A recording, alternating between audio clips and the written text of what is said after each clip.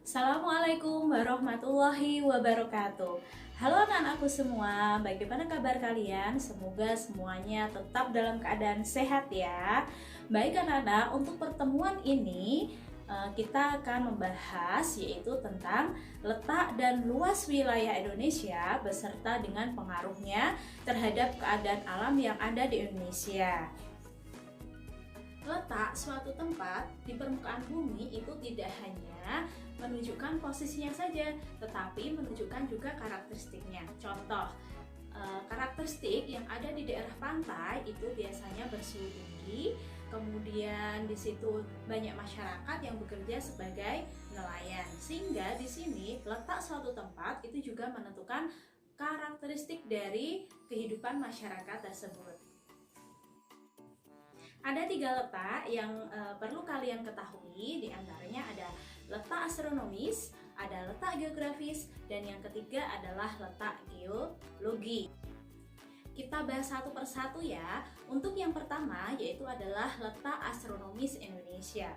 Apa itu letak astronomis? Letak astronomis adalah letak suatu tempat jika dilihat dari garis lintang dan juga garis bujurnya. Nah, sekarang apa itu garis lintang dan apa itu garis bujur?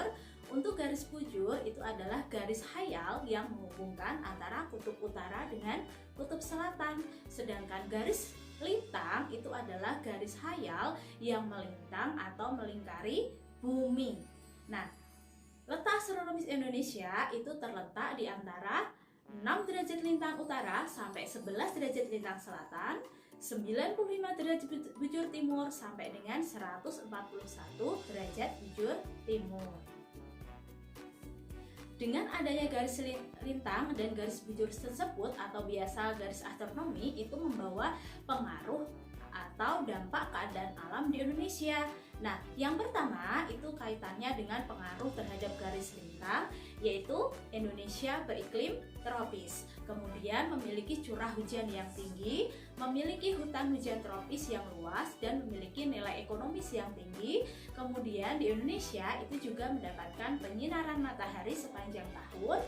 Kemudian banyak sekali di Indonesia terjadi penguapan sehingga kelembaban udara juga cukup tinggi. Nah, itu adalah pengaruh letak astronomis jika dilihat dari garis lintangnya. Untuk pengaruh dari garis bujur itu Indonesia terbagi dalam 3 daerah waktu. Yang pertama adalah wilayah Indonesia bagian barat, yang kedua wilayah Indonesia bagian tengah, dan yang ketiga adalah waktu Indonesia bagian timur. Batas-batas wilayah Indonesia sebelah utara berbatasan langsung dengan negara Malaysia, Singapura, Filipina, dan Laut Cina Selatan. Kemudian di sebelah selatan berbatasan dengan Timur Leste, Samudra Hindia, dan juga benua Australia. Untuk sebelah barat berbatasan langsung dengan perairan Samudra Hindia, dan sebelah timur itu berbatasan dengan Samudra Pasifik dan negara Papua Nugini. Untuk selanjutnya yaitu adalah letak geografis. Letak geografis itu adalah letak suatu tempat jika dilihat dari kenyataannya di bumi. Di Indonesia, letak geografis terdiri dari dibatasi 2 benua dan 2 samudra. 2 samudra adalah Samudra Hindia dan Samudra Pasifik, sedangkan benuanya adalah benua Australia dan benua Asia. Sama seperti halnya letak astronomis, letak geografis juga memberi pengaruh baik keadaan ekonomi ataupun keadaan alam yang ada di Indonesia. Ada keuntungannya dan juga ada kerugiannya. Keuntungan dengan adanya letak geografis Indonesia itu adalah lalu lintas perdagangan dan pelayaran itu menjadi semakin ramai sehingga perdagangan di Indonesia itu menambah sumber devisa negara.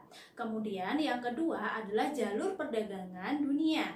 Yang ketiga, Indonesia terletak di antara negara-negara berkembang sehingga memiliki mitra kerjasama. Selain keuntungan tersebut, letak geografis Indonesia juga membawa dampak yang buruk atau kerugian. Salah satunya adalah masuknya budaya asing yang datang ke Indonesia yang mana tidak sesuai dengan kebudayaan kita. Contohnya ada pergaulan bebas, kemudian ada narkoba, kemudian ada senjata api, penyelundupan, dan lain sebagainya. Kemudian yang ketiga yaitu letak geologis. Apa itu letak geologis? Letak geologis adalah letak suatu tempat jika dilihat dari jenis batuan yang ada di permukaan bumi.